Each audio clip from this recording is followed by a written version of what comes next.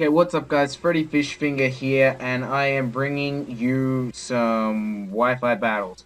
Now, these Wi-Fi battles, I think, are pretty darn good. However, I had a problem with audio. Now, what I mean by a problem with audio is if you have, I don't know, imagine you get a microphone and you rub cardboard over it back and forth for the entire freaking video. That's what it sounded like. So I have played around with my audio quality, and I believe the one that I have selected now is a hell of a lot better. So, unfortunately, I am going to keep the battles when I originally recorded them, and so I can only go based on what I think my thought process was, but I kind of have an idea. At this stage of the battle, I was thinking that my opponent has one random as hell team, because the only OU Pokemon in there is Charizard. That being said, none of the Pokemon in there are actually bad. I ended up deciding that my opponent would either lead with the Cinccino or the Charizard. Turned out to be the Charizard, so I predicted correctly and I went with the Aerodactyl. Now, I was debating here between Taunt and Stone Edge, and I decided to go for the Stone Edge, as you guys will see, because I figured in case my opponent really screws up, it'd be really nice to just kill off this Charizard from the beginning. He pulls the switch into Hulk over there, who's the Trevenant, and I was at this stage thinking, well, that sucks, it wouldn't have done a lot of damage, but it double sucks because I didn't do anything to it. So I went for the Taunt to stop this Trevenant in its tracks, and it did exactly that. That was basically as far as I thought. Then I went for the Stealth Rocks. Now, as you guys can probably see, this Aerodactyl is running two support-ish moves, being Taunt and Stealth Rocks. Well, that's the thing, this is not Mega Aerodactyl, this is a support Aerodactyl designed to stop bird spam between the Talonflame and the Staraptor. But going based on the battle, I went into Togekiss because Togekiss was perfectly suited to deal with this Trevenant, and I decided here to just go for the Air Slash because I'd get damage off or at least dominate the Trevenant. But I get the crit flinch. Now the flinch itself, not so surprising because Togekiss has a 60% chance to flinch with the Air Slash. But the flinch sucked, and I was at this point saying, well, shit, I'm sorry, man, if you ever see this video, you know, I feel bad for you and all that. Still the same thing, if you ever see this video, I'm sorry, the RNGs suck, hopefully you know that, because I don't control them. If I did, it'd be kind of cool. I don't know whether I'd play Pokemon, because it's kind of like I would win, you know, most of the time, and that defeats the point, but, you know, that's, you know, whatever, I don't know. And at this point, I was thinking that the Cinccino was going to be Choice Band, because Choice Band and Cinccino is powerful, so I was thinking, well, shit, what am I going to do?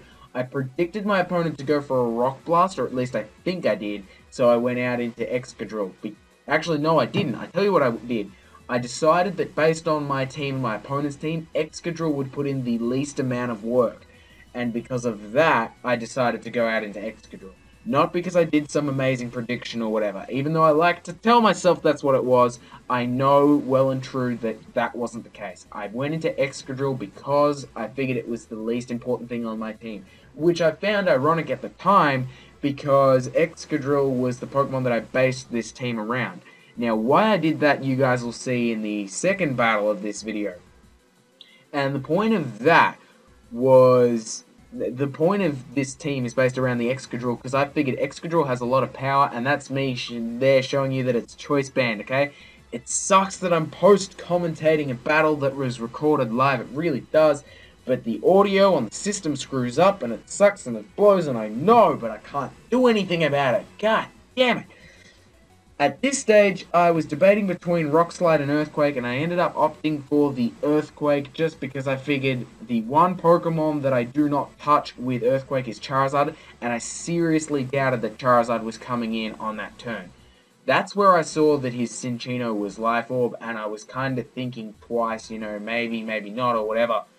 And so I went for the Earthquake, and I survived and all this. Now, of course, at this point I was thinking, what do I swap out into to take the hit from the Excadrill, because I know exactly what that Excadrill set is. I figured, you know, I was just going to have to sack Excadrill off.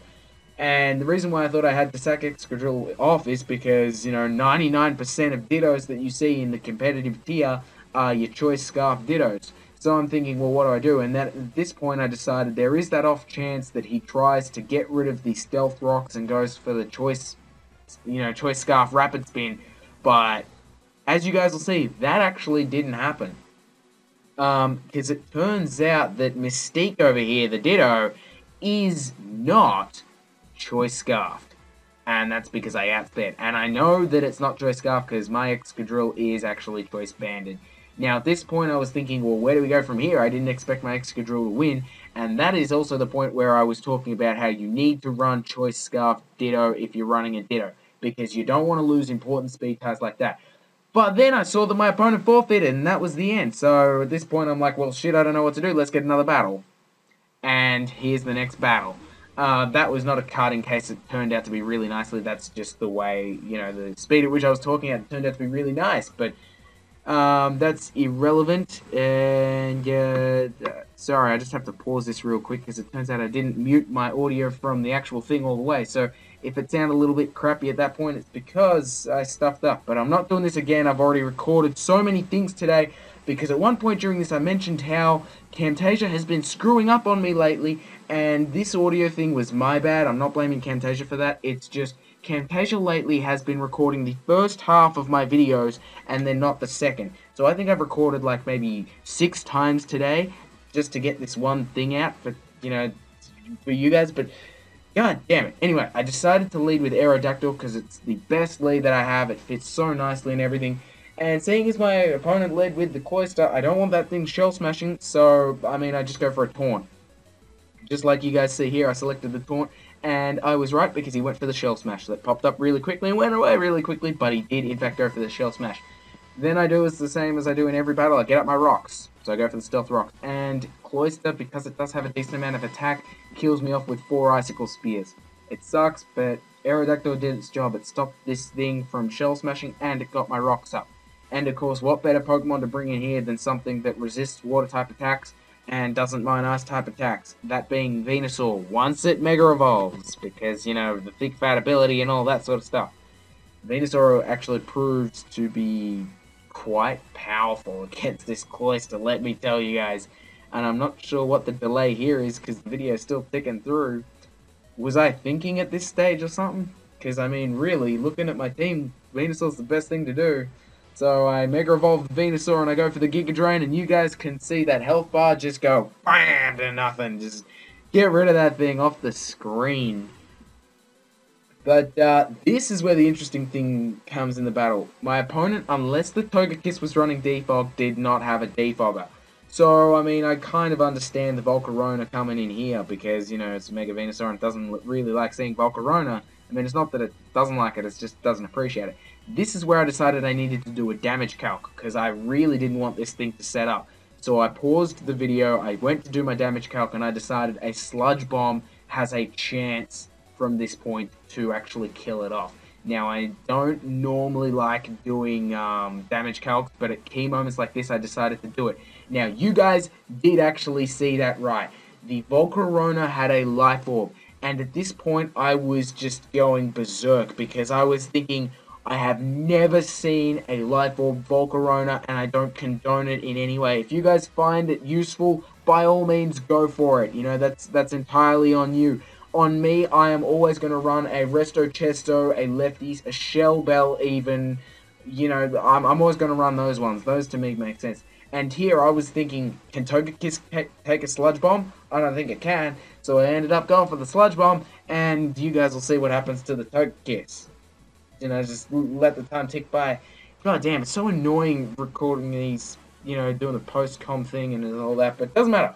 As you guys can see, as you guys can see right there, same thing happened to the Togekiss and Cloyster. They both just got shat on and they are dead and they are finished and they are gone and they can get out of this building.